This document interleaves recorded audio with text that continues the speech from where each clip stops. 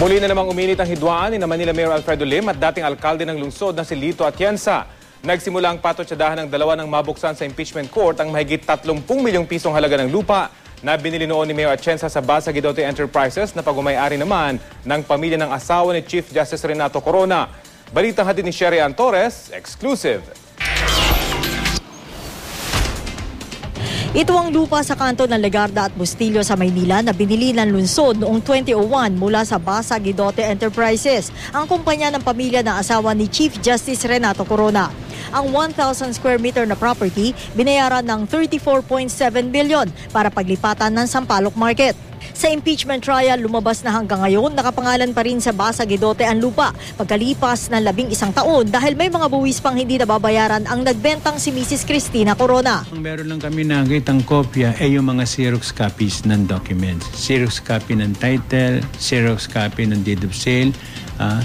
Ang totoo pa nga nito, yung deed of absolute sale, wala rin kaming kopyang makita. Nahanap namin yung owner's duplicate copy of the title of Basa Guidote Enterprises Inc., which should be the basis for our registration if we have to register. Ang tumalo kay nooy Manila Mayor Lito Atienza na si Mayor Alfredo Lim, pinaiimbestigahan na ang pagbili sa lupa noong panahon ng kanyang katunggali.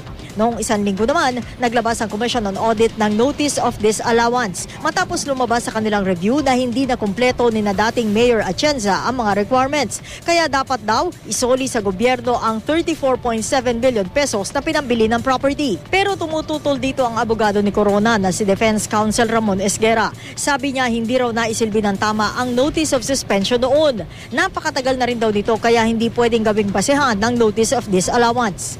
Pero ayon kay COA Chairperson Maria Gracia Pulido Tan, naglabas sila ng Notice of Disallowance nitong March 19, 11 taon matapos mangyari ang bentahan ng walang ibang dahilan kundi gampanan ang kanilang trabaho. Paliwanag niya, nagbigay daw ang COA ng Notice of Suspension kina Atienza noong 2002 at binigyan siya ng 70 araw upang isumite ang hinihingi nila mga dokumento. Ito raw ang napag-alaman ng COA matapos nila repasuhin ang transaksyon sa kahilingan mismo ni Esguera. Si Atienza ayaw din bilhin ang paliwanag ng COA. Tingin niya panggigipit ito matapos niyang tumestigo sa impeachment court. I'm sure hindi alam ng ibang tao yan, kundi mga tiga City Hall ang gumawa niyan. Akala nila makakatulong sila. Alam mo, marami sumisip-sip ngayon sa Pangulong Aquino. This is plain and simple harassment. If at all, I can call it persecution of a witness. Pero paglilinaw ni Lim, COA ang kusang loob na kumilo sa transaksyong ito at hindi at tanggapan niya. Yung mga personal attacks niya, no comment na ako. I don't want to dignify these lies, no? And also baseless comments. Hindi naman ako nagpapa-investigate. COA sent us a directive